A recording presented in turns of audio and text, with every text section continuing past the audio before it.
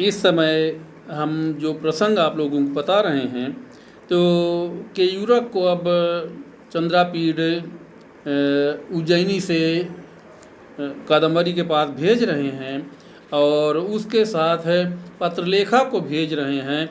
इसलिए भेज रहे हैं जिससे कि कादम्बरी पत्रलेखा को देखकर उसको विश्वास हो जाए कि हाँ चंद्रापीड़ भी इसके बाद आएंगे, इसलिए वो पत्रलेखा को भी भेजते हैं। तो इसके आगे की बात देखिए, अब पत्रलेखा को भेजने की तैयारी यहाँ पर हो रही है। इसके बाद आगे का गद्य देखिए, स्क्रीन पर भी है, आपकी पुस्तक में भी देख सकते हैं।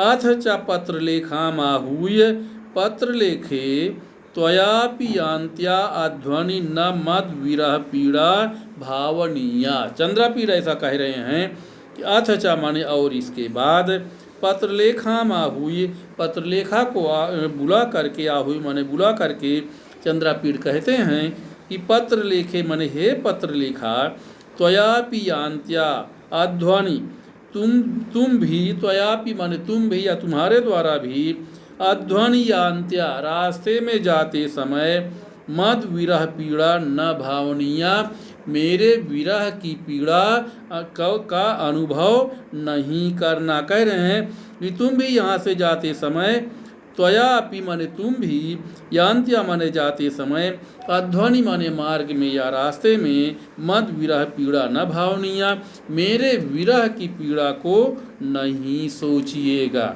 ऐसा चंद्रापीड़ कह रहे हैं पत्रलेखा से कि तुम जब यहाँ से जाओगी तो जाते समय रास्ते में मेरे विरह की पीड़ा का अनुभव नहीं करना। न शरीर संस्कारे अनादरः करणीयः। शरीर संस्कारे, शरीर की शुद्धि के लिए, यानी शरीर की सफाई रखने के लिए, शरीर की शुद्धि के लिए, अनादरः न करणीयः अनादर नहीं करिएगा, यानी शरीर की सफाई हमेशा रखिएगा, शरीर को अशुद्ध नहीं रखिएगा, हमेशा शरीर की स्वच्छता रखिएगा। यह चंद्रापीड़ कह रहे हैं। न आहार वेला अतिक्रमणीया, न तो भोजन के समय में, आहार वेला माने भोजन के समय का, अतिक्रमणीया ना अतिक्रमण नहीं करना, यानी जब समय हो भोजन करने का उसी समय भोजन करना, भोजन के समय का अतिक्रमण तुम नहीं करना। न येन केनचित अज्ञातेन पथा यातव्यम, येन केन अज्ञातेन पथा न यातव्यम, येन केन ऐसे वैसे, किसी अज्ञातेन पथा माने किसी अज्ञात पथ पर, जिस रास्ते की तुम्हें जानकारी नहीं हो ऐसे रास्ते पर, न यातव्यम माने नहीं जाना। चंद्रापीड़ कह रहा, उसको शिक्षा दे रहा है पत्रलेखा को, कह रहा कि येन केनचित अज्ञातेन पथा, जिस किसी भी अज्ञात मार्ग पर, न यातव्यम नहीं जाना, यानी तुम्हें नहीं जाना चाहिए अज्ञात रास्ते पर, ऐसे वैसे किसी भी अज्ञात रास्ते पर तुम्हें नहीं जाना चाहिए या नहीं जाइएगा, ऐसा चंद्रापीड़ कहता है। और आगे देखिए, मम जीवितमपि तवयु हस्ते वर्तते।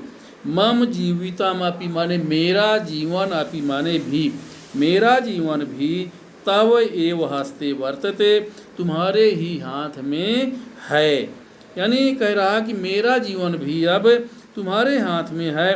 तत् नियतम त्वया आत्मा यत्नेन परिरक्षणीया, तत् माने तो या इसलिए, नियतम माने निश्चित ही, त्वया माने तुम्हारे द्वारा, आत्मा यत्नेन परिरक्षणीय अपनी यत्न पूर्वक रक्षा करनी होगी, या तुम निश्चित ही अपनी यत्न पूर्वक रक्षा करिएगा। इसलिए कह रहा तत् माने इसलिए, नियतम माने निश्चित रूप से, त्वया माने तुम, आत्मा यत्नेन परिरक्षणीय अपनी यत्न पूर्वक रक्षा कीजिएगा। इति उक्त्वा ऐसा कह करके, यहाँ पर जड़ संधि का प्रयोग किया गया है। इति उक्त्वा ऐसा कह करके, केयूरकम पुनः तदवधान दानाय, केयूरक को पुनः तदवधान दानाय उसकी ओर ध्यान देने के लिए, तदवधान दानाय तद अवधान, तद माने उसकी ओर, अवधान माने ध्यान, दानाय में माने देने के लिए, उसकी ओर ध्यान देने के लिए, संविधाय माने कहा करके, महाश्वेताश्रमम यावत, महाश्वेता के आश्रम तक, त्वया एव सह अनया मम नयनाय आगंतव्यम, महाश्वेता के आश्रम तक त्वया एव सह माने तुम्हारे ही साथ, अनया माने ये पत्रलेखा, मन नयनाय मुझे लेने के लिए, आगंतव्यम माने आनी चाहिए, यानी इसको लेकर आइएगा। यानी जब मैं महाश्वेता के आश्रम में आऊँ तो वहाँ मुझे लेने के लिए तुम अपने साथ पत्रलेखा को भी लेकर आइएगा। इति आदिश्य व्यसर्जयत, ऐसा आदेश दे करके उसे विदा कर दिया। इस वाक्य को एक बार फिर से देख लीजिए, लंबा वाक्य है। इति उक्त्वा, ऐसा कहा करके, केयूरकम माने केयूरक को, पुनः माने फिर से, तद अवधान दानाय, उस पत्रलेखा का अवधान दानाय माने ध्यान देने के लिए, संविधाय माने कहकर या बताकर, महाश्वेता बताकर यानी कहा, और महाश्वेताश्रमम यावत, महाश्वेता के आश्रम तक, त्वया एव सह माने तुम्हारे ही साथ, अनया माने इस पत्रलेखा को, मन नयनाय मम नयनाय मुझे लेने के लिए, आगंतव्यम माने इसको लेकर आना। यानी जब मैं महाश्वेता के आश्रम में आऊँ तो इसे भी यानी पत्रलेखा को भी मुझे लेने के लिए महाश्वेता के आश्रम तक, कादम्बरी के यहाँ से पत्रलेखा को भी लेकर महाश्वेता के आश्रम तक आइएगा। इति आदिश्य व्यसर्जयत, ऐसा आदेश दे करके केयूरक को चंद्रापीड़ ने विदा कर दिया। यानी उसको कहा कि महाश्वेता के आश्रम में जब मैं आऊँ तब तुम्हारे साथ मुझे लेने के लिए इसे भी यानी पत्रलेखा को भी लेकर आइएगा। यह आदेश दे करके उसने चंद्रापीड़ में उसको केयूरक को भेज दिया। अब आगे प्रश्न उत्तर देखिए। तो बच्चों प्रश्न उत्तर है।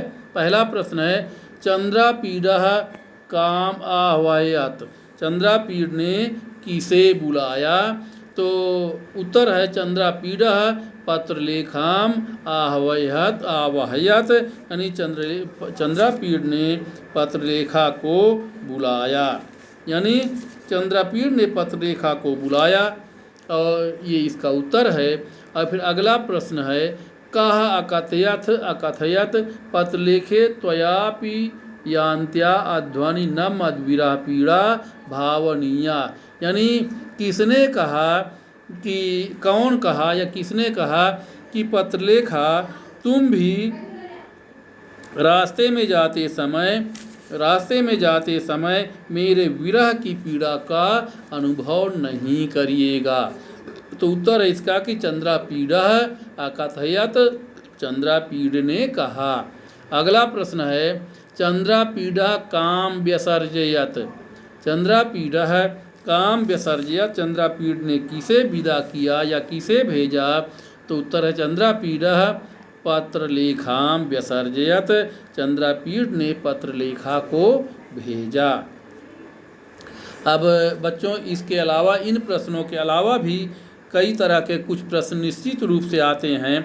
जैसे इस प्रश्न का इस गद्यांश का या किसी भी गद्यांश का एक प्रश्न और बन सकता है कि अस्य गद्यांशस्य प्रणेता कः, अथवा अस्य गद्यांशस्य लेखकः कः। तो इसका उत्तर होगा, अस्य गद्यांशस्य प्रणेता बाणभट्टः अस्ति, या महाकवि बाणभट्टः अस्ति, या अस्य गद्यांशस्य लेखकः बाणभट्टः अस्ति। फिर जैसे कुछ शब्दों के या किसी वाक्य का अर्थ लिखने के लिए भी आता है कभी कभी। तो जैसे मान लिया आ गया कि महाश्वेताश्रमम यावत त्वया एव सह अनया मन्नयनाय आगंतव्यम, इस रेखांकित अंश का अनुवाद कीजिए।